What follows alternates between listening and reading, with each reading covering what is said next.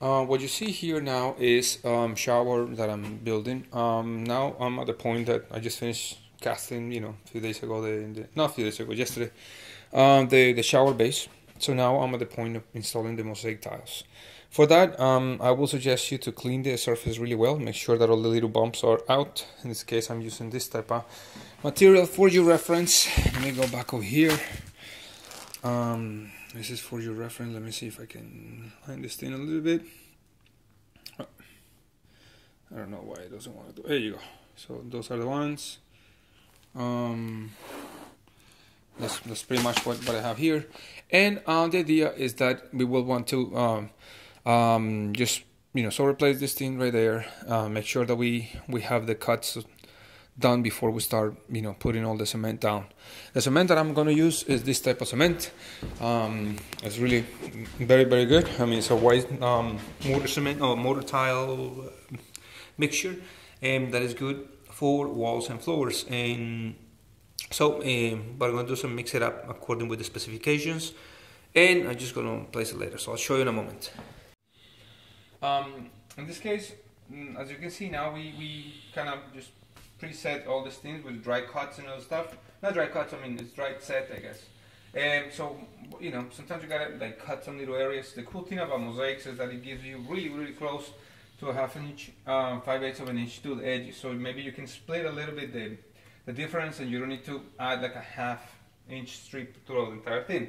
Now, when you're working in the centerpiece, what you want to do is that you want to superpose the piece right there and cut the ones that are right on top of them. Sometimes you're they're gonna be like right in the center. And the case was this one right now. That this little piece that you see here, I actually brought it out here. I brought this out, and then I traced it, but I actually cut it in the back using some protective glasses. What I did is that I actually cut it over here and I cut it on the other side.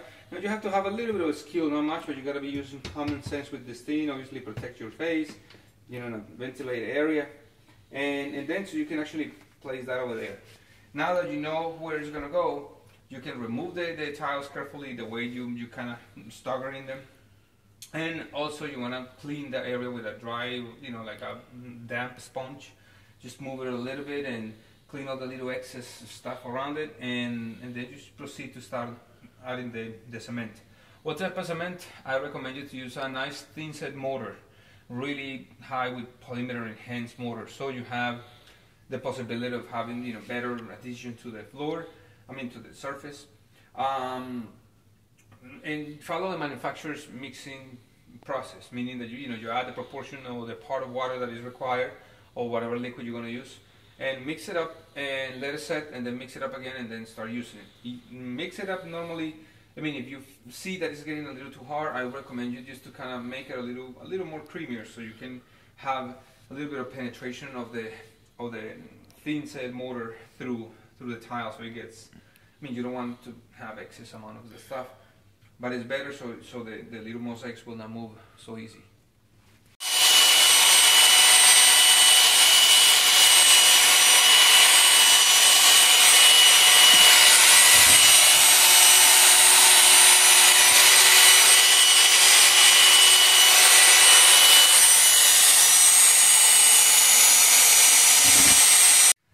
Lo siguiente que van a hacer, the next thing that you're going to do is actually to clean the area really well. I use a damp sponge really well, some extra water.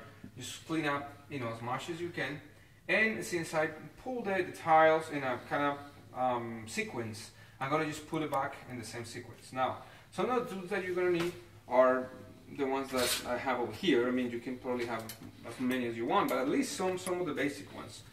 This one is the mortar applicator. It's a 1/4 inch teeth applicator, really good, about 12 inches wide. The other thing is going to be a little trowel. This square trowel is kind of really good to kind of lift things up and stuff. I normally use a compound knife to kind of move the mosaics whenever I'm putting it together. So sometimes you can actually notice where the partition is. So you want to just kind of tie them as much as possible. Sometimes they are kind of uneven anyway. And the grout applicator will help me to compact the material on the, like the mosaics once they're over here, so they can have a nice consistency, and you don't have those little bumps and stuff like that. So those are the basic tools that you want to use. What I'm going to do now is going to start applying the mixture that I have, the mortar, the thin set mortar, and just kind of, patiently just kind of organize it until we find something that we're pleased with.